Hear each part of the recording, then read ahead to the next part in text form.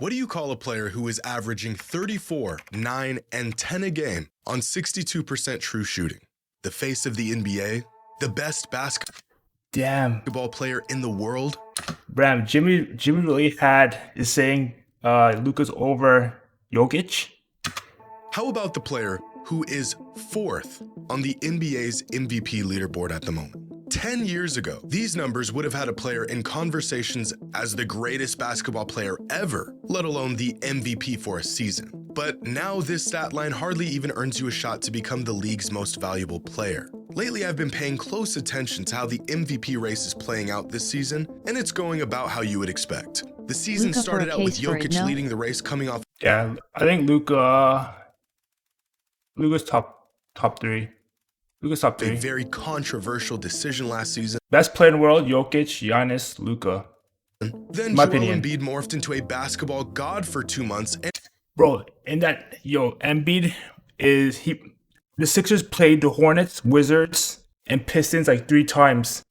Bro, they played them twice in that span. And then Joel Embiid was going off on them for like the whole 2 months. Else winning the award. Like one whole month, he was feeding on these trash-ass East teams. Has held the top spot ever since, with currently SGA in 2nd and Giannis in 3rd. But as I was going over the timeline of the race this season, one thing jumped out at me. Why is Luka Doncic so low? I would say seeding. I'm going back season. I would say seeding. Jokic, OKC. One thing jumped out at me. First seed in the West. Why is Luka Doncic so low? I'm going back and looking at some of his performances and his numbers from the season, and yep, they're still completely unreal. So why is he all the way in 4th place at the moment? Have voters gone on a Luka strike? They all just collectively decided they're not going to vote for him? I don't know, maybe his play style is just too polarizing to reward. His game right now is often compared to prime James Harden, and we all know how that turned out. But the thing is, prime Harden, if the Warriors didn't exist, I feel like Houston would have won a championship, even over the Cavs. Even Harden and all of his... And the Rockets won 65 games. Antics still won an MVP award. On the NBA's last games that year. Of the race, it seems they've taken a strong stance on his chances of winning the award up to this point. Sorry, Mavs fans, but the standings matter. We understand he scored 25 plus points in 9 straight games. He's having Russ numbers and he's not even top 3 in the MVP race. Lights and massive numbers aside, Doncic needs to lift Dallas out of play-in tournament territory to climb near the top of this list. But the Mavericks paced to win like 48 games or something. That isn't true, is it? Sorry, in fact, I know.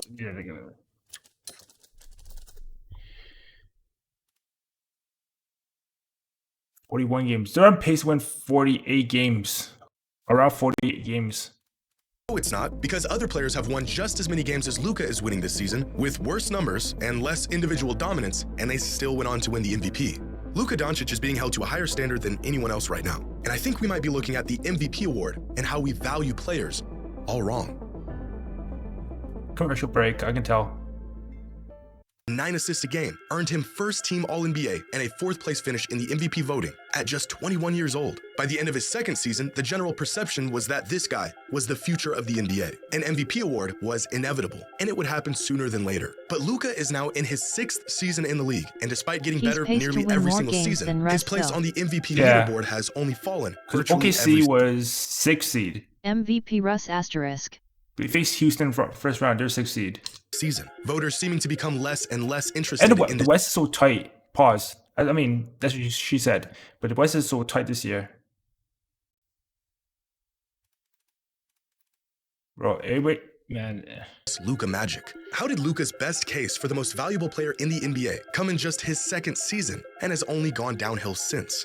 Are we looking at the MVP award all wrong? Is it even possible for someone to be the most valuable player in the NBA while not elevating their team to a title contender? A question not applying to just Luka, but to any player in general. Where exactly is the balance between individual dominance and team success when evaluating the top talents in the NBA? If the Nuggets ran into some injuries and had a tough stretch of games and somehow fell to the 7th seed, would we be willing to admit that Nikola Jokic is still the best and most valuable player in the league despite the lack of team success? Is it possible to get voter fatigue or even player fatigue? It sort of happened last year.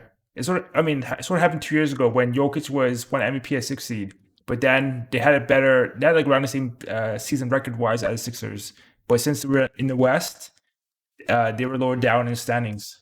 Before a player has even won anything, here's a number for you. 41.8.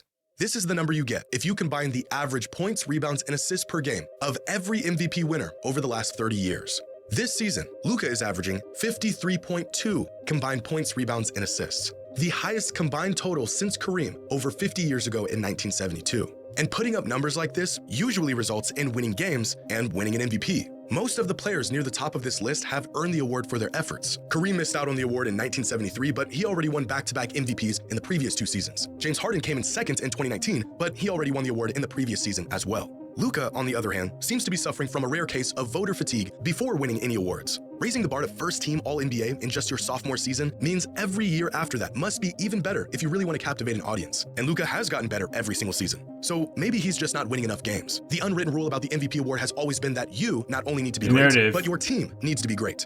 But this isn't always the case. In fact, recently, it's hardly the case, and voters have not shied away from rewarding exceptional seasons, even if it didn't result in overall team success. In 1987, the only person that thinks I got MVP from the top of my head was Jordan. That got MVP that wasn't like top 3 seed or like top 4 seed. Jordan, Westbrook, and Jokic.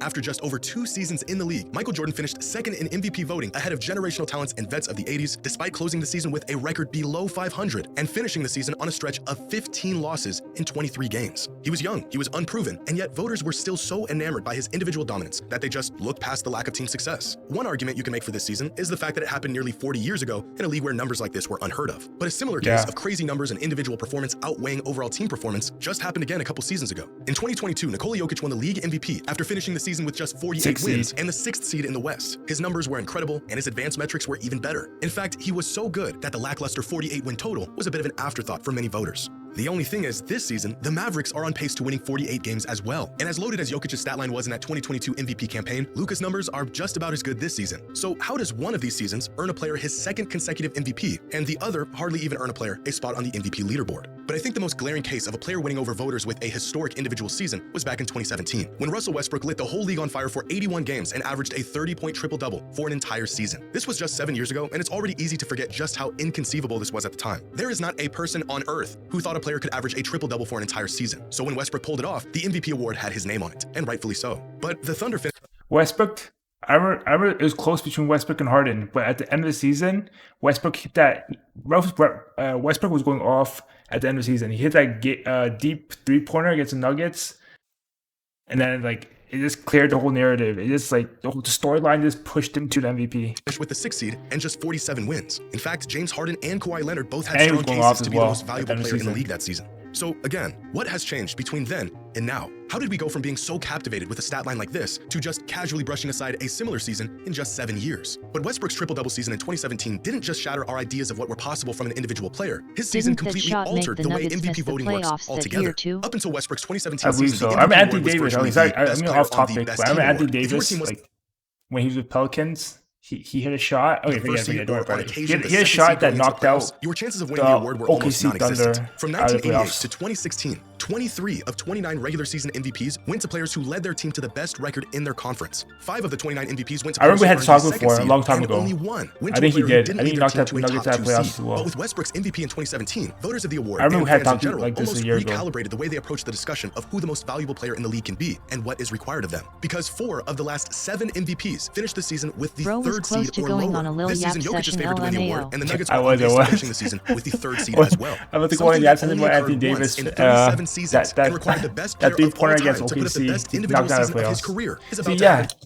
Jordan, Westbrook, and Jokic. Those are only 3 players that won MVP. That were for top the 5th 3 time seeds. in just 8 years. It's almost as if overnight we all realized that winning the most games is not the end-all be-all to what makes a player the most valuable. 10 years ago, an NBA fan posted this on Reddit, and reading it is almost like jumping into a time machine and traveling into the past. He goes on to list the last 30 MVP winners and the seed they earned going into the playoffs, recognizing the correlation between winning the most games and winning the MVP. And he posted this with a note at the end that tells you everything you need to know about how the award worked just 10 years ago. I put this on Anthony Davis, AD. Right in time. So people hopefully stop making unlikely MVP predictions. No, Anthony Davis is not going to lead the Pelicans to the 5th seed and win MVP. And the comments on this thread are just as insightful as the post itself. So is it really an MVP award? In theory, yes, but maybe it's more of a best player on the best team. Players do not win MVPs getting 6th seeds, overwhelming majority of the time, because this is a superstar league and superstars get top seeds. And this fan is right.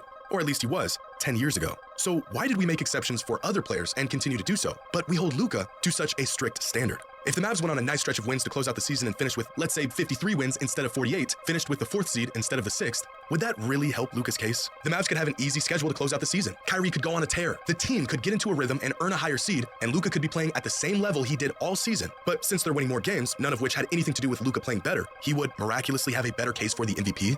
I know this is how it works. This is the nature of this award, but it's still a bit odd that there is so much weight put into some factors when considering who the most valuable player in the league is. And the season Luka is having in particular is shining a massive light on this irrational way of going about this. Is Jason Tatum more valuable than Luka this season? You could make the argument, and I'm sure there's a lot of people who would, including the NBA's MVP leaderboard. And yet, Luka has been more valuable this season according to virtually every single metric other than win totals. Jason Tatum has missed 5 games this season, and in those games, the Celtics have outscored their opponents by 77 points. This season, Luka has missed 8 games, and in those games, the Mavericks have been outscored by 47 points. When Jason Tatum isn't on the court, the Celtics are plus 10.1 points per 100 possessions this season. When Luka isn't on the court, the Mavericks are minus 2.8 points per 100 possessions this season. When Tatum isn't on the court, the Celtics are still really appreciating different aspects of the game and its players than they did in the past. The threshold for what it takes to make, let's say, an All-NBA team, earn the label of superstar, and win the league's MVP has been raised so high that a player could have a one-of-one, unprecedented season and not even get a mention as one of the league's best players. A great case of this is Domantas Sabonis, who is averaging 20 Sabonis is so good, man.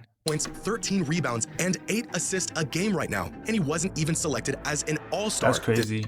I think he can be All-NBA.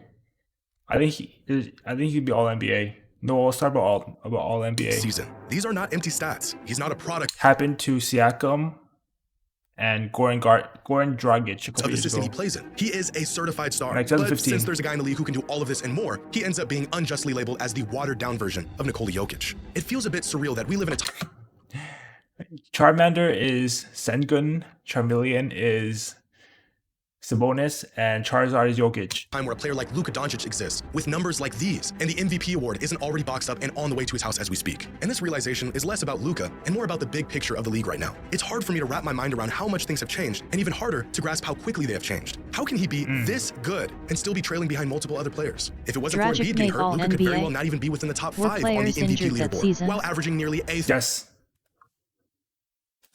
No.